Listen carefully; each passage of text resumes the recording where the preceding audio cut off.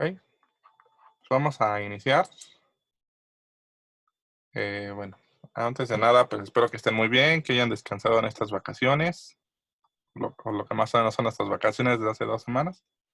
Pues que ya vamos a empezar ya con la parte final de lo que es el curso de endocrinología. Si ustedes ya se metieron a la plataforma, en esta semana ya tienen lo que es la presentación que estamos viendo ahorita, las dos presentaciones. Ya vienen las actividades, van a hacer un pequeño examen sobre esta patología y sobre la otra van a ver un artículo y hacer un resumen. También ahí mismo viene la información de lo que es nuestro trabajo final, nuestro examen final, perdón. Ya nuestro examen final ya tenemos la fecha, que es el día 28 de abril, ¿ok? Lo vamos a hacer a la hora con la cual tenemos nuestra clase. Entonces, recordemos que nuestra clase presencial era los martes y jueves de 1 a 3.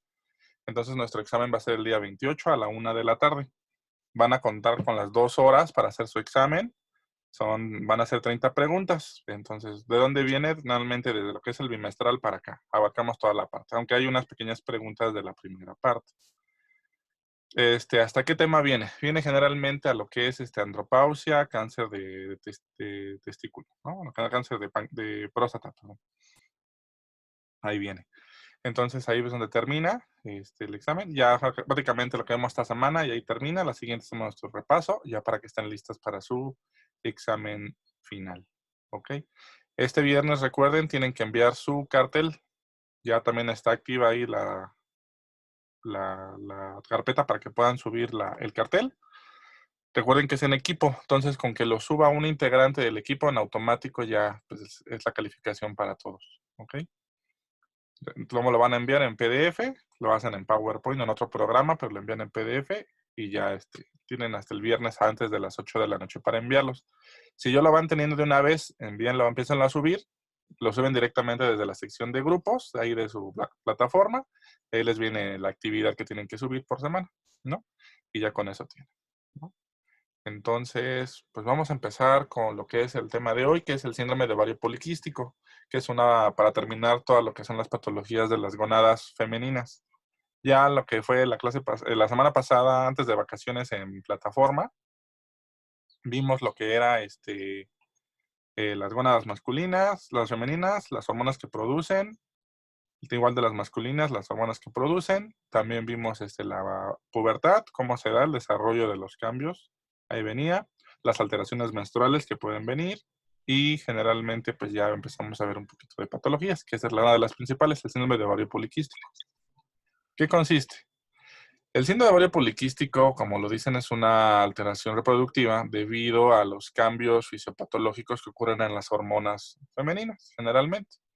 En vez de que nuestro ovario produzca estrógenos y progesterona, produce mayor cantidad de andrógenos. En este caso puede ser androstendiona o testosterona. A esto se le conoce como un hiperandrogenismo clínico.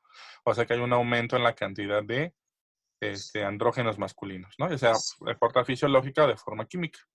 ¿Qué genera esto? Pues que haya una disfunción ovulatoria. ¿Qué quiere decir?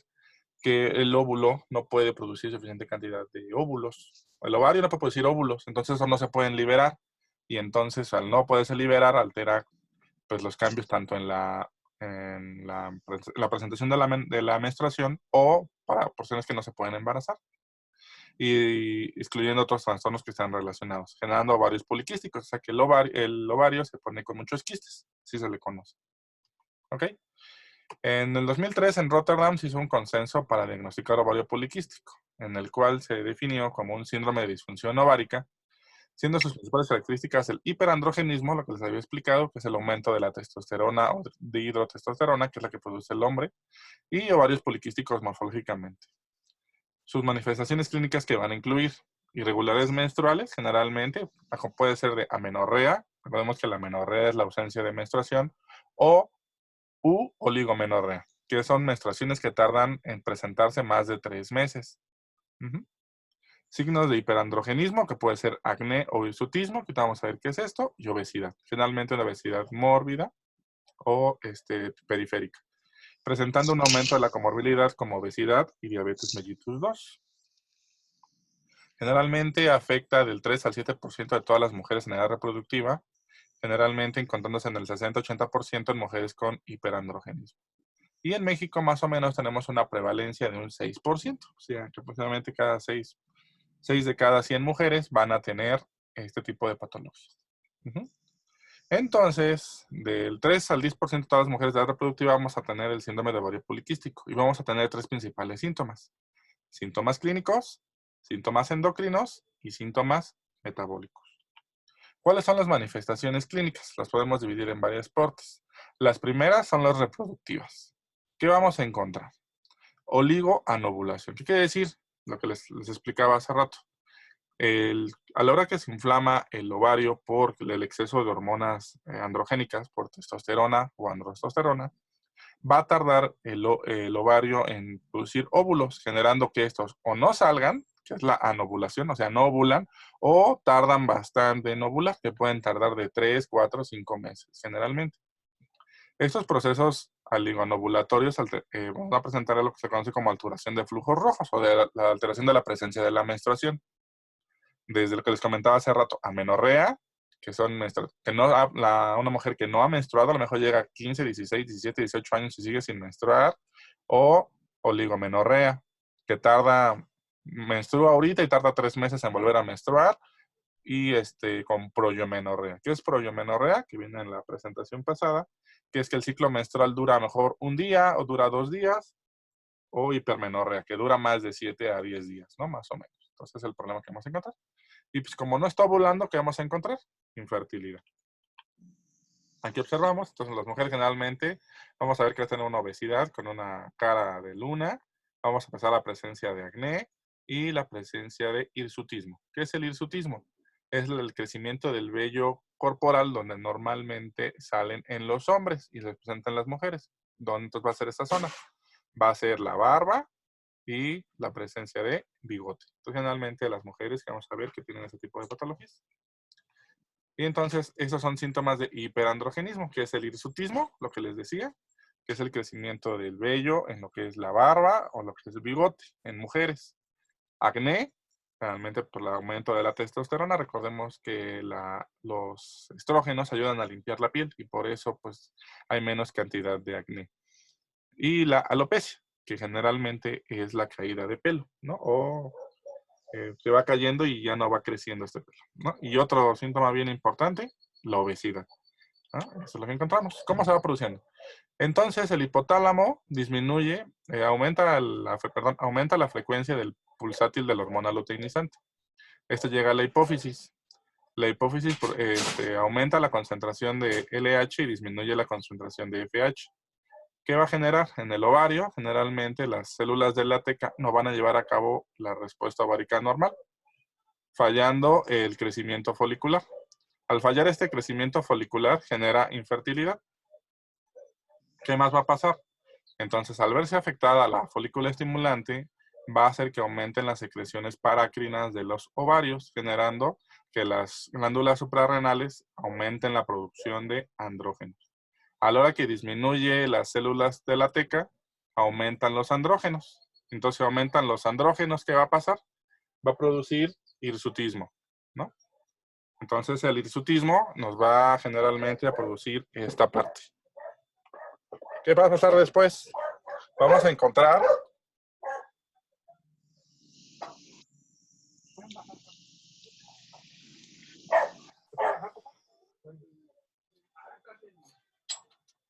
okay. Bueno, perdón. La resistencia a la insulina, ¿qué va a ocasionar generalmente? Que de un 60 a 75% de las mujeres con ovario poliquístico van a tener esta resistencia a la insulina. ¿Por qué?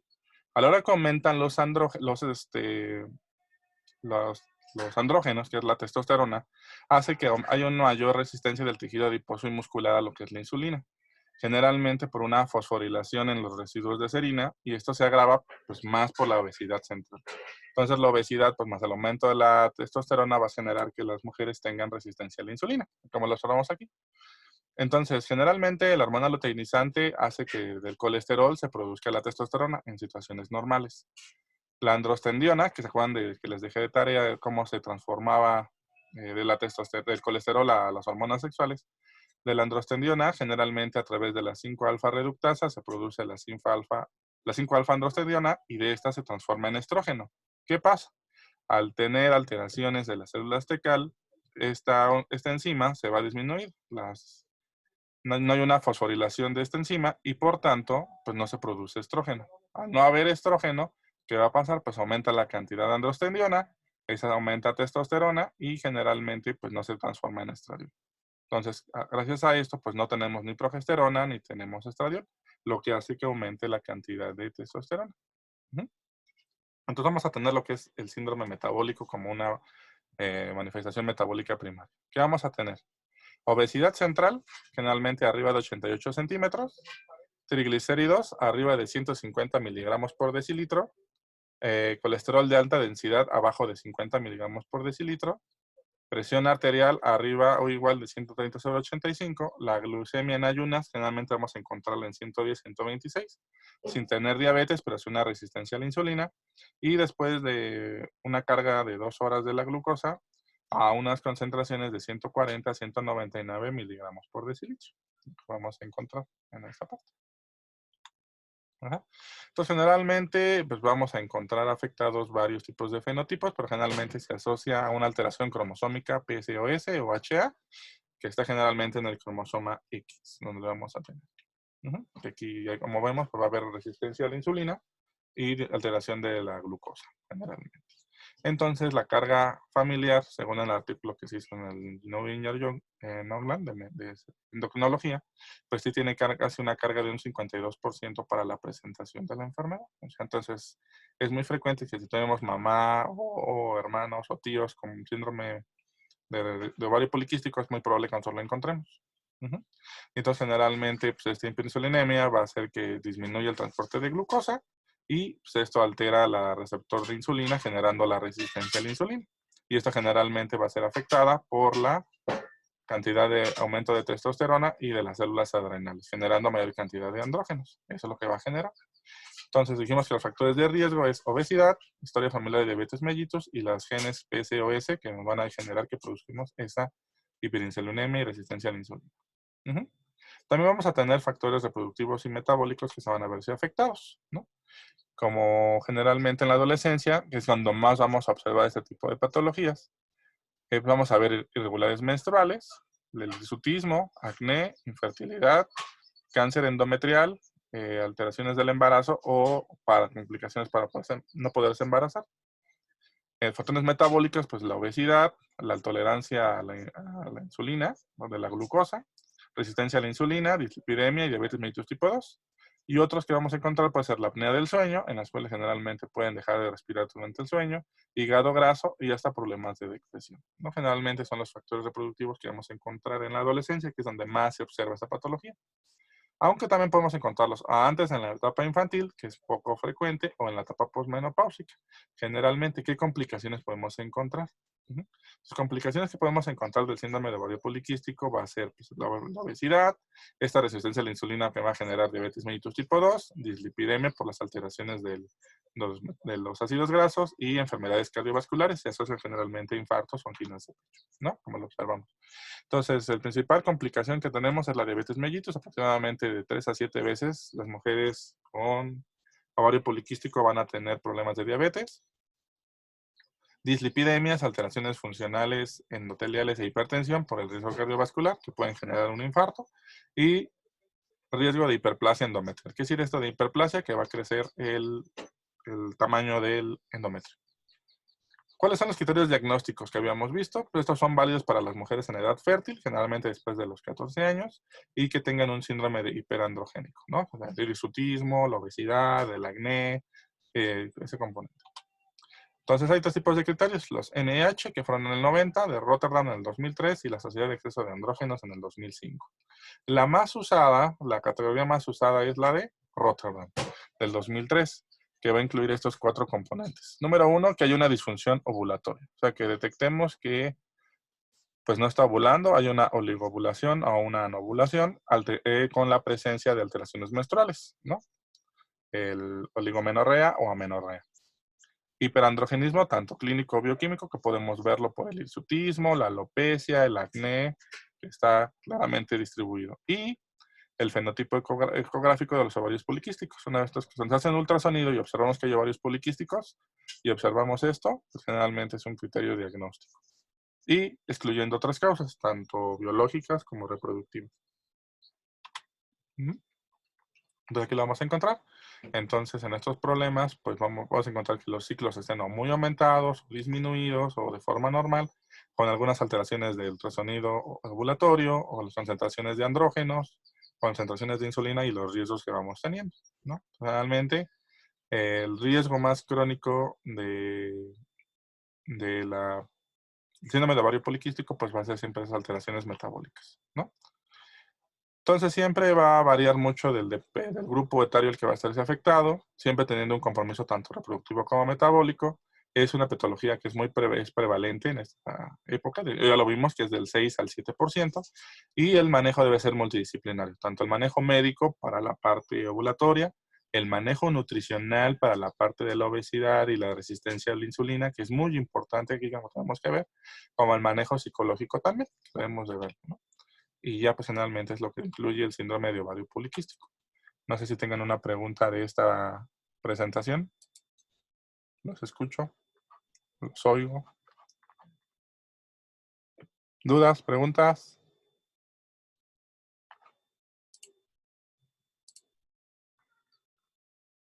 Eh, sí se quita generalmente. Se les dan medicamentos, por ejemplo, les dan metformina para disminuir lo que es la obesidad periférica, disminuir la resistencia a la insulina y con eso disminuimos los factores metabólicos.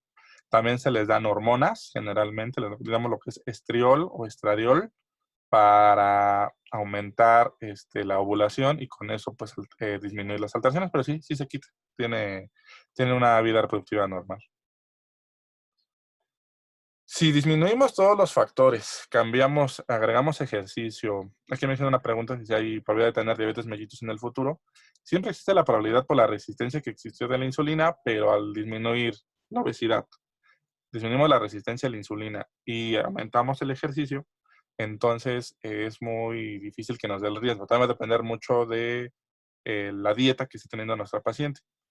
Sí queda un poco de riesgo de la infertilidad, pero es muy bajo. Generalmente, si se atiende a temprana edad y si les da factores hormonales para que ovulen, no hay riesgo, ¿no? Generalmente les podemos dar lo que es estrógenos conjugados. Eso aumenta la presencia de ovulación y que los estrógenos estén llevando a cabo su función. Y generalmente son personas que se pueden embarazar y disminuye mucho su problema. Y mucho también tiene que ver mucho con la parte dietética y la parte nutricional, que ayuda mucho. Otra pregunta que tengan. Si no, para seguirme con el tema que sigue, para que veamos, ¿no? ¿No? Bueno, entonces, pues después tenemos que ver lo que son vamos a ver lo que es la fisiología y patologías de las gonadas masculinas, que realmente pues aquí es donde termina nuestro temario, ¿ok? Si se embaraza la paciente, no hay ningún problema. Si si tuvo síndrome de ovario poliquístico, no pasa nada, ¿no? Se puede embarazar, no se preocupen. Ok, entonces, vamos a ver lo que es las patologías masculinas. Entre ellos está pues, la espermatogénesis. ¿Qué es la espermatogénesis? Recordando de las gónadas del testículo, que es son glándulas pares que están en la zona pélvica baja, que son redondas, que miden ovoideas, perdón, que miden de 3 a 5 centímetros de largo por 2 a 3 centímetros de ancho y están constituidas por varios túbulos seminíferos, un cordón espermático, un epidídimo y un conducto deferente. ¿Ok? La espermatogénesis, como su nombre lo dice, es la formación de las espermatogénesis dentro del testículo. Ocurre principalmente al inicio de la pubertad, alrededor de los 11 a los 13 años. Se da a una temperatura normal, generalmente 34 grados centígrados. Por eso los testículos deben de estar por fuera de la cavidad pélvica para que se puedan producir. Pues generalmente una temperatura de 36, 37 pues hace que disminuya la cantidad de estas células y puedan no producirse, ¿no? Entonces es el proceso mediante el cual vamos a pasar de una célula diploide a una célula diploide a una célula haploide. Una célula diploide son las células que tienen el doble de cromosomas, ¿no? Que sí tienen 46 cromosomas. Una célula haploide es una célula que tiene un solo juego de cromosomas, que es decir, que tiene 23, ¿no? Entonces, es lo que va a pasar. Entonces, es el proceso mediante el cual vamos a pasar de una célula diploide a una célula haploide. Y ese proceso generalmente pues, va a ocurrir aquí. Tenemos la célula germinal, que es una célula diploide de 46 cromosomas. Se hace una primer mitosis de la célula germinal. Tenemos la espermatogonia o la célula primaria.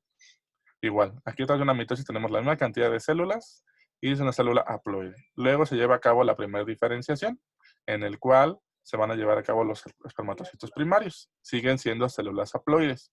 Hasta aquí se lleva a cabo lo que fue la parte mitótica. De aquí en adelante se lleva a cabo lo que son meiosis. Del espermatocito 1 al espermatocito 2 se lleva a cabo la primera meiosis o meiosis 1, obteniendo dos células diferentes, cada una con 23 cromosomas. Y luego se lleva a cabo otra segunda meiosis, en la cual se pasa del espermatocito secundario a las espermátides. Y aquí vamos a tener 4 cromosomas, 4 células con 23 cromosomas cada una. Exactamente. Y luego de aquí, pues ya se va a cabo el proceso de diferenciación y se van a madurar ya los espermatozoides con lo que es la cabeza, el cuerpo y las 3 partes principales que tienen. Y ya aquí nuestro espermatozoide es una célula diploide haploide que tiene 23 cromosomas, ¿no? Todo esto se lleva a cabo aquí, en estas 3 fases dentro del testículo. La primera es la fase proliferativa, la segunda es la fase de crecimiento, entonces la proliferativa es esta, luego la fase de crecimiento y luego la fase de maduración, en la cual ya los espermatozoides maduran dentro de la red testis, la red testicular, dentro del epididio. Uh-huh. Entonces, el otro proceso es la espermiogénesis, que este es cómo se lleva a cabo la maduración del espermatozoide. De una célula, generalmente va a ir madurando, le van a ir creciendo flagelos. De estos flagelos generalmente van a producirse por los restos de Golgi, los aparatos de Golgi, van a hacer que se crezca la cola. En esta cola le van a salir varias mitocondrias, que es la que le va a dar energía para finalmente tener a nuestro espermatozoide, que aquí lo observamos, ¿no? Entonces el espermatozoide es una célula de aproximadamente 4.5 picómetros de diámetro, tiene los 23 cromosomas aquí en el núcleo y está constituido por lo que es cabeza y cola. La cabeza y la cola. A su vez la cola se divide en estas 4 partes importantes. El cuello, que va a contener a los centriolos, que le va a dar energía. La parte intermedia, que lo observamos aquí, que van a tener las mitocondrias, que es la que van a generar el ATP, que le va a dar el movimiento a la cola. La parte principal, que es la porción más larga, y luego la parte terminal, que esta es la porción final. Finalmente el espermatozoide, aquí lo observamos. Entonces, tiene cabeza y tiene cola. Y luego, a su vez, la cola se divide en 4 secciones, que es el cuello, la parte intermedia, la parte principal y la parte terminal. Así es como está organizado nuestro espermatozoide. Y esto va a estar regulado por las hormonas generalmente que produce el testículo, que va a ser la testosterona, la hormona luteinizante y la folícula estimulante, ¿no? Estas generalmente, y otra hormona que va a producir una célula especial que se le llama inhibina. Esta inhibina generalmente va a generar una retroalimentación negativa. ¿Qué es esto de retroalimentación negativa? Pues le va a mandar a señalar la testosterona al hipotálamo de, ¿sabes qué? Ya no necesitamos producir más cantidad de hormona, disminuye. Y ya con eso se va a disminuir esa parte. Ujú. Bueno, entonces, ¿cómo pasa esto? La hormona luteinizante, bueno, creo que si repito la espermiogénesis, voy para allá.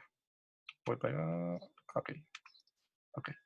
La espermiogénesis es todo el proceso mediante el cual de las espermátides se va a producir los espermatozoides. Eso se le conoce como espermiogénesis, ¿no?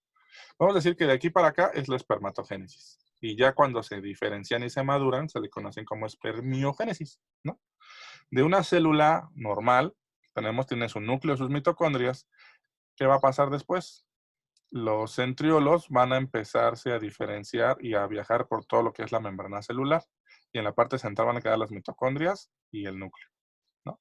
Estas generalmente mitocondrias empiezan a cambiar por todo lo que es la membrana, se empiezan a unir en una sola parte y las mitocondrias se empiezan a alejar del núcleo. Posteriormente la célula se empieza a alargar y empiezan a salirle lo que es los restos de la primer cola, que lo observamos aquí.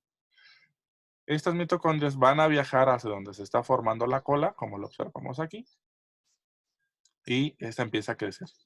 Posteriormente, que va creciendo la cola, las mitocondrias se van alineando más o menos en un espacio de cada, así lo vemos, como si fuera una sutura o una cruz. El núcleo se empieza a alargar, donde va a formar la cabeza, y aquí se van a formar todo lo que van a ser las partes del centriolo. Y finalmente, pues va a hacer el espermatozoide que conocemos normalmente. Y nos va a dar estas dos partes principales, lo que es la cabeza y lo que es la cola. Y recordemos que la cola se va a dividir en 4 partes importantes. El cuello, la pieza media, la parte principal y la parte terminal, ¿no? Que son estas 4 zonas. Eso es como va a terminar nuestro espermatozoide. Así es como se forma. Y les decía que esta regulación va a estar dada por esas hormonas. La testosterona, eh, espermiogénesis es el proceso mediante el cual se maduran los espermatozoides después de la espermatogénesis. Esa sería, Regina, la definición de espermiogénesis.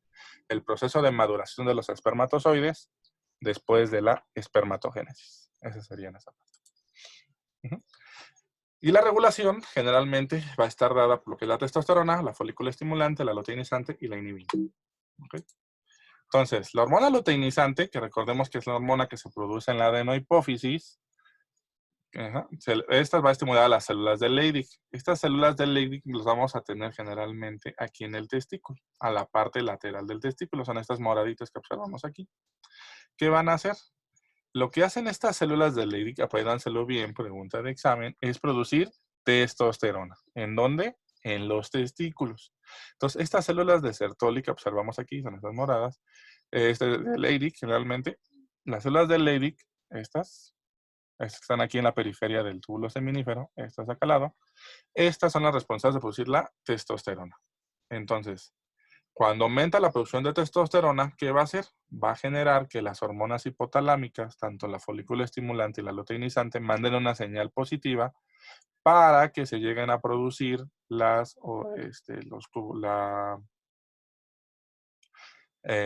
que es la espermatogénesis. ¿A través de qué? Ok. Entonces, una vez que las células de Leydig producen testosterona, viajan al hipotálamo y le dicen, ¿sabes qué? Necesitamos que produzcas mayor cantidad de folículo estimulante.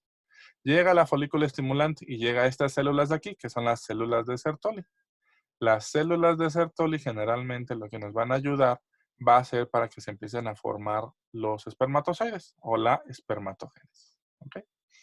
Entonces, después de que ya se llevó a cabo esta espermatogénesis, estas células de Sertoli van a producir otra hormona, que aquí lo tenemos, libera inhibina. Esta inhibina manda la señal a la hipófisis de, ¿sabes qué? Ya no necesito que me estés produciendo mucha cantidad de folículo estimulante y luteinizante. Entonces, esa es la inhibina. Va a inhibir generalmente la liberación de folículo estimulante por la parte de la adenohipófisis para que no haya ninguna alteración, ¿no? Entonces, ya casi terminamos. Entonces, el hipotálamo lo que va a generar es que se va a producir la hormona liberadora de gonadotropinas. Esta actúa en la hipófisis anterior y va a estimular la producción de 2 hormonas, la folículo estimulante y la luteinizante, ¿no? Entonces, una vez que la hormona liberadora de gonadotropinas llega a la hipófisis, hace que se produzca luteinizante y folículo estimulante. ¿Qué hace la luteinizante? Habíamos dicho, actúa sobre las células de Leydig produciendo testosterona. Esta llega al testículo y estimula el desarrollo de los espermatozoides y se produce testosterona. La folículo estimulante va a actuar sobre las células de Sertoli, como les había dicho hace rato, y las células de Sertoli producen el desarrollo de los espermatozoides, que le conocemos como espermatogénesis. Y esto llega en el testículo y ya estamos produciendo mucho. Pero ahora, ¿qué pasa? Se lleva a cabo algo que llamamos retroalimentación negativa. El testículo, a través de las células de Sertoli, estas mismas que estuvieron estimuladas, va a producir una hormona que se le conoce como inhibina. Esta inhibina actúa sobre el lóbulo anterior de la hipófisis para que ya no se produzca folículo estimulante ni luteinizante. Entonces, si ya no se produce la hormona folículo estimulante ni luteinizante, ¿qué va a pasar? Va a disminuir la producción de espermatozoides y va a disminuir la producción de testosterona, generalmente. Esto es entonces el control químico que tiene el testículo, generalmente, ¿no? A través de estas hormonas. A este componente se le conoce como eje hipotálamo, hipófisis, testículo. Y son estas 4 hormonas que van a actuar. Hormona liberadora de gonadotropinas, hormona luteinizante, hormona folículo estimulante y inhibina y testosterona. Esas son las hormonas que vamos a producir. Toda la testosterona que ya hemos visto tiene varios efectos, pues desarrolla, promueve y aumenta probablemente todas las acciones sexuales, el aumento de la libido, aumento de la masa muscular, puede que se produzca el acné, el aumento del crecimiento de los huesos largos, el endurecimiento de la piel, el, el crecimiento del vello corporal, generalmente, y el aumento o la hipertrofia de las glándulas. Es responsable de la testosterona. Efectos metabólicos, pues vamos a ver que pues, aumenta la síntesis de proteínas, incrementa la retención de nitrógeno y balance de nitrógeno positivo, y con eso que va a generar, pues aumenta la masa muscular. Teniendo una acción miotrófica, aumenta la cantidad de las mitocondrias, entonces nos va a ayudar al aumento de la estatura y el peso corporal. Retiene sodio, cloro y agua, generalmente por una acción mineralocorticoide y de fósforo y potasio, y estimula la eritropoyesis.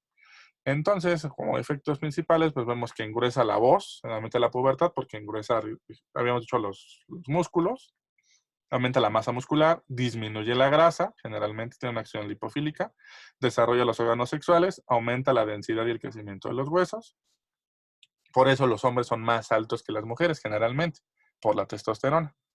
Estimula el crecimiento de vello en el rostro, en el pecho, axilas y los genitales, aumenta la libido, el deseo sexual, y aumenta la concentración y la memoria. Por último, el semen, generalmente, que es el líquido en el cual manejan los espermatozoides,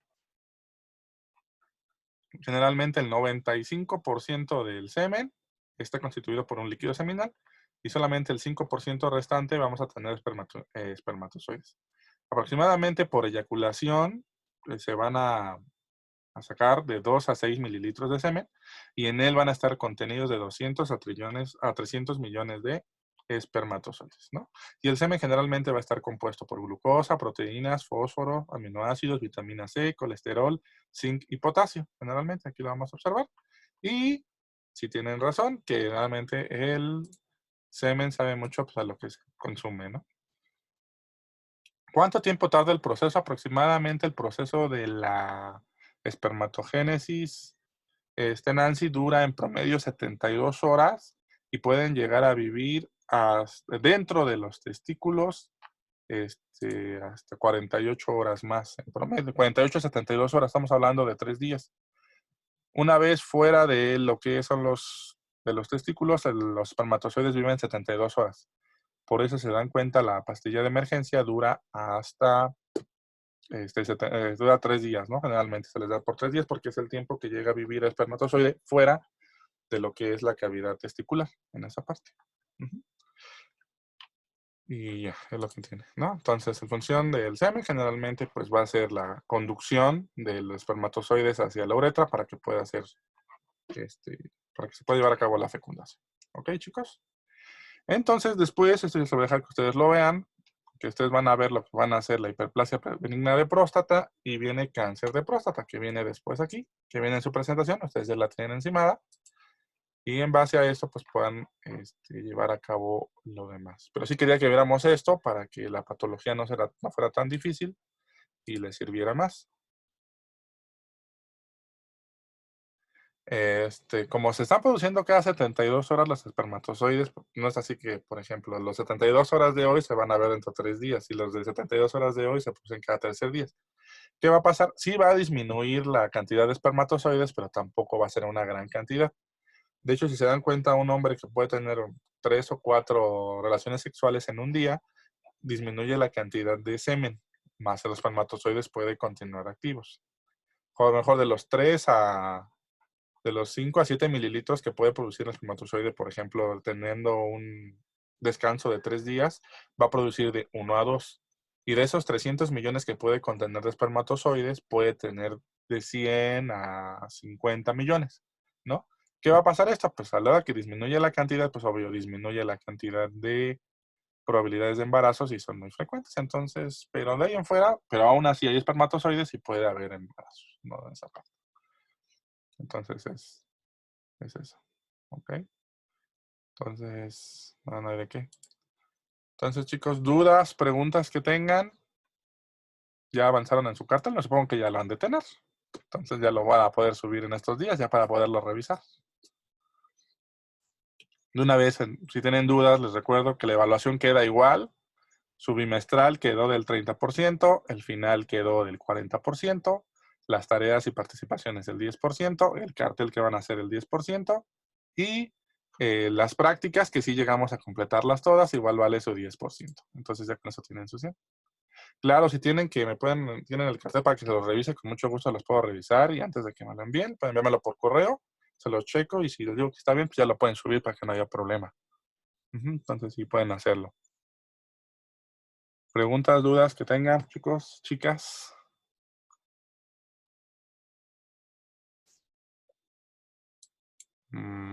La siguiente semana, si quieren, Nancy, les puedo decir cuántos puntos llevan para que más o menos vayan viendo su actividad. Ya los tengo, nada más es cuestión de que más o menos pasárselos. Igual podemos hacer una clase de Zoom y les voy diciendo cuánto cuánto van llevando de puntos para que vayan viendo. Esta semana, la siguiente semana todavía me faltaría cerrar un poquito lo que es días de aprendizaje, porque todavía tenemos esta y la otra semana. Pero más o menos puedo darles un aproximado de cuánto llevan para que vean y ya. Sí, de hecho, fueron poquitas exposiciones que tuve, me llegaron como 3, 4, no fueron todos los que me faltaron. Nancy, te escribí, creo que sí te escribí que no me había llegado tu exposición, que si me la podías reenviar. Para que la tuviera y ya también tener su parte de su evaluación. ¿Ok, chicas? Entonces, cualquier cosa, pues les voy a subir igual la presentación a la página, bueno, de aquí de la clase que tuvimos, y pues qué gusto verlos un ratito, chicos. Entonces estamos aquí en comunicación en la semana, espero que tengan un bonito día. Sí, mi correo, recuerden que es, me lo envían a mi correo, por favor, la presentación. Lo tienen ahí personal, se los di en la primera clase, o si no por Facebook, pero por favor sí envíenme su presentación. ¿Ok? Entonces, chicos, que tengan una bonita semana. Gracias por estar aquí. Se les extraña. Échenle muchas ganas. Espero verlos pronto. Cuídense mucho, por favor. Que tengan un bonito día. Cuídense. Bye.